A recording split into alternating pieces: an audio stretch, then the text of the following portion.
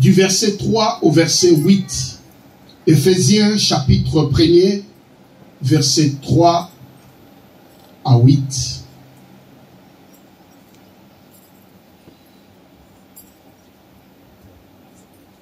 Est-ce qu'on peut s'élever pour honorer la parole de Dieu?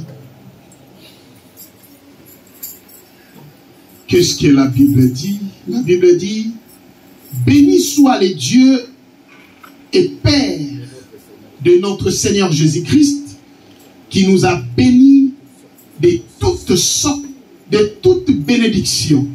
Bon, il y a des versions qui disent toutes sortes, toutes bénédictions spirituelles dans le lieu céleste en Christ. En lui, Dieu nous a choisis avant la création du monde, pour que nous soyons saints et sans défaut devant lui dans son amour. Il nous a prédestinés à être ses enfants adoptifs par Jésus-Christ. C'est ce qu'il a voulu dans sa bienveillance pour que nous célébrions la gloire de sa grâce, dont il nous a comblés dans le bien-aimé.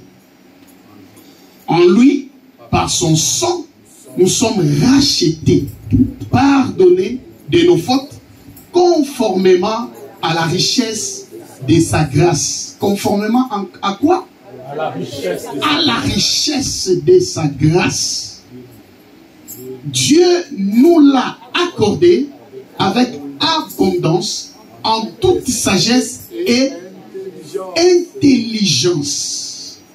Dieu nous l'a accordé avec abondance en toute sagesse et intelligence. Amen.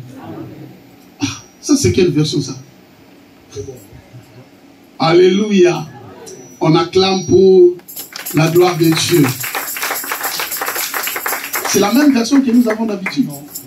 Ça c'est différent. Amen. Voilà, gloire au Seigneur. Je fais un constat en termes de bénédiction. Je fais un constat. Et les constats que je fais,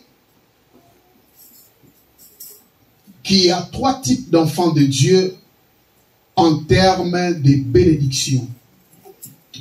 Le premier constat que je fais, les enfants de Dieu ignorant de leur bénédiction parce qu'ils vivent encore à la recherche de la bénédiction. Il y a des enfants de Dieu qui sont encore ignorants de leur bénédiction. Pourquoi? Parce qu'ils sont encore à la recherche de leur bénédiction. Ça, c'est le premier constat que j'ai fait au milieu des enfants de Dieu. Le deuxième constat que j'ai fait, c'est que les enfants de Dieu, conscients de leur bénédiction, mais il manque la vraie connaissance capable de matérialiser ces bénédictions spirituelles.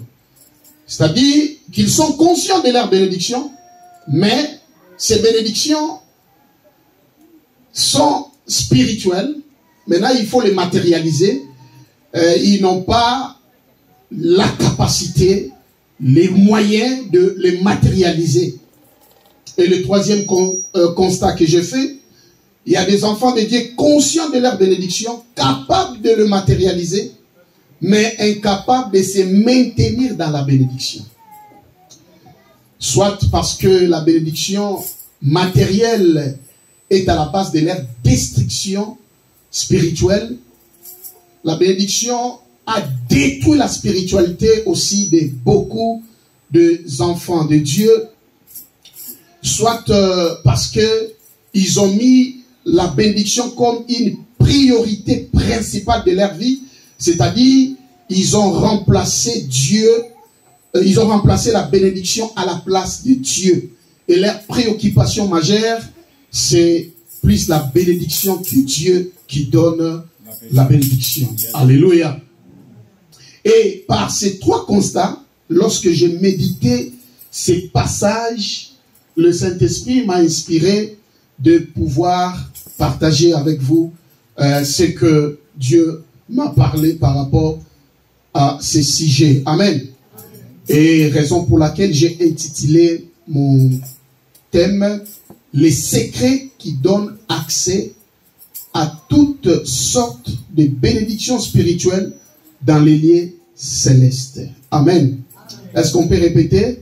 Les secrets qui donnent accès à toutes sortes de bénédictions spirituelles dans le lieu céleste. Amen. Et en faisant l'étude de ces textes, j'ai eu à méditer plus de 8 secrets, mais tenant compte du temps, tenant compte que c'est un message uniquement pour ce dimanche, je n'aurai pas le temps de parler de ces 8 secrets. J'ai soutiré des grands secrets majeurs dans lesquels nous allons partager dans ce thème pour aujourd'hui. Amen. Amen. Est-ce que tu peux acclamer le Seigneur pour la gloire de Dieu?